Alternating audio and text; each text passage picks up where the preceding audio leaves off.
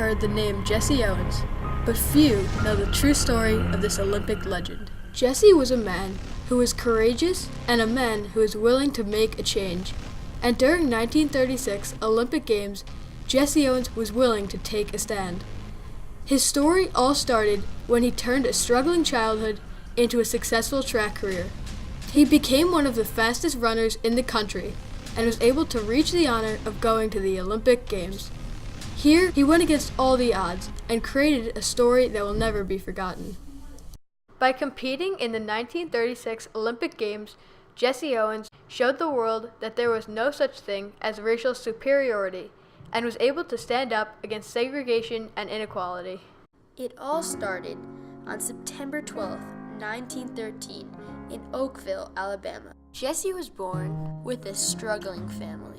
Owens was the son of a sharecropper and the grandson of a slave. Owens started picking hundreds of pounds of cotton at just the age of 7. However, when Owens was just 9 years old, his family decided to move to Cleveland, Ohio.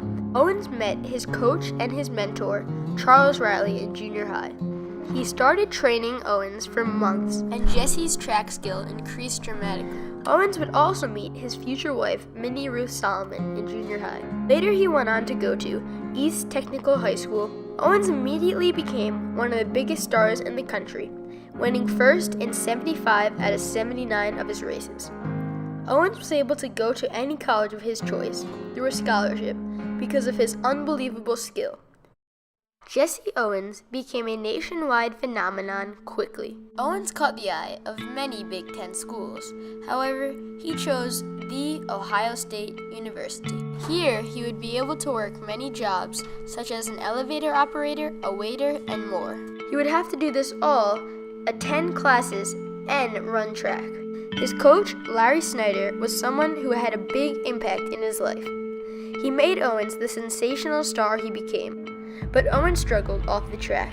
At Ohio State, African Americans were banned from living on campus, and Owens and other black students lived in a border house away from the school. Yet Owens never let this discrimination get to him. Owens trained hard for years, and in 1935, he was faced with his biggest challenge yet. Owens was going to the Big Ten Finals at Michigan University. Owens wasn't sure if he would even participate in the finals after suffering an injury to the back. Yet Owens did participate, and he did something that no other athlete had done before. Owens would break 3 world records. This was one of Owens' first steps into showing the world that African Americans were just as good as everybody else.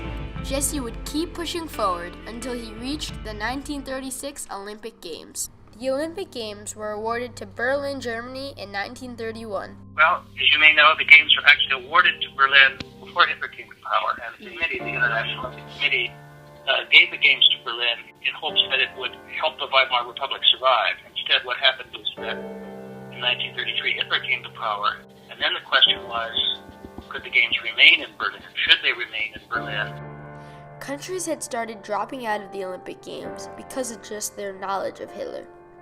Hitler believed that Nazis were the most superior people in the world, and he would set up the Games to prove his theory of Aryan superiority.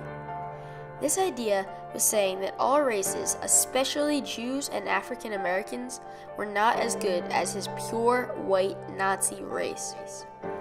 He wanted to show the world that through athletics, there was only one superior race, and Jesse Owens would then be able to prove this wrong. Like many other people, Jesse Owens debated boycotting the Olympic Games. But with the help of his coach and his father, he realized that African Americans were so segregated and racist at home.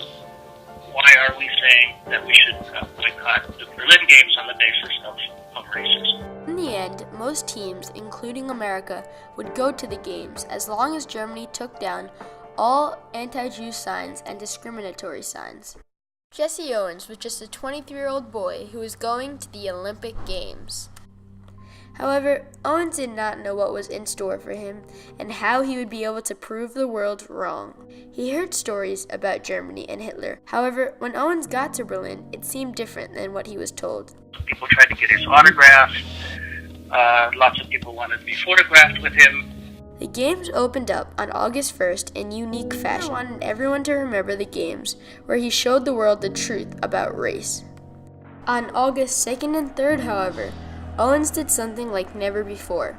In the quarter and semifinals, Owens flew past his opponents and ran his way into the 100-meter finals. He later won the gold medal in the finals the next day with a time of 10.3 seconds, equalizing the world record. Owens had beat these Germans that Hitler and most of the world thought were unbeatable. And Adolf Hitler, the man who ran these games, and the man who was meant to congratulate every athlete who won a gold medal, had to leave the stadium for some personal reasons, coincidentally not being able to shake Owens' hand. The next day, on August 4th, Owens would take place in the long jump. Owens easily made it to the finals of the long jump and would face off against one of the best long jumpers in the world, the German Luz Long. Owens and Long would go at it until Owens would win the gold medal and break a new world record of 26 feet and 5 3/8 inches.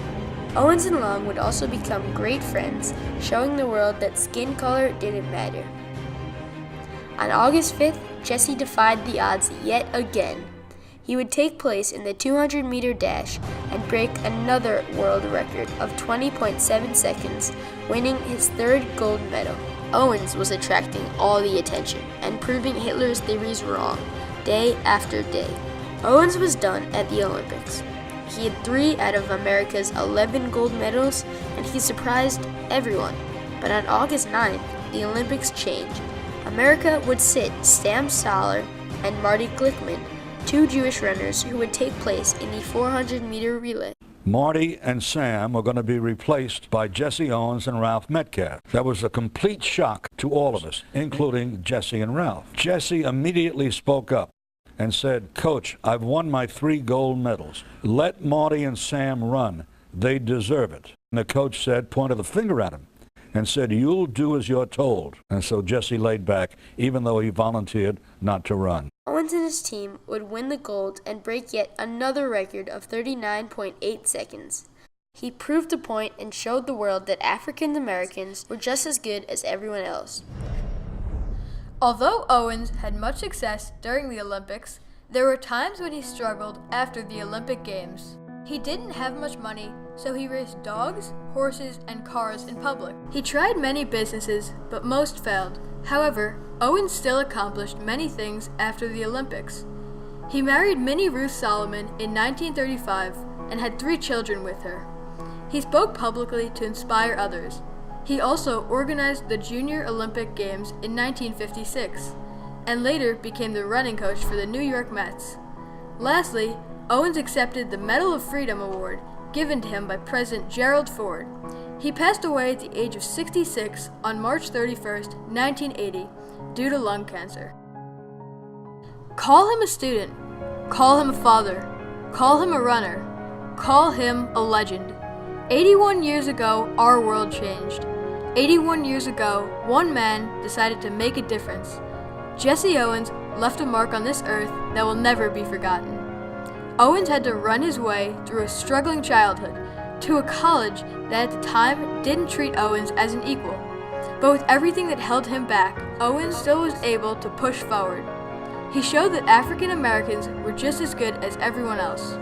He ran through struggles to prove his point, that all people are created equal. He took a stand like never before, but all he had to do was run. Run, Jesse, run.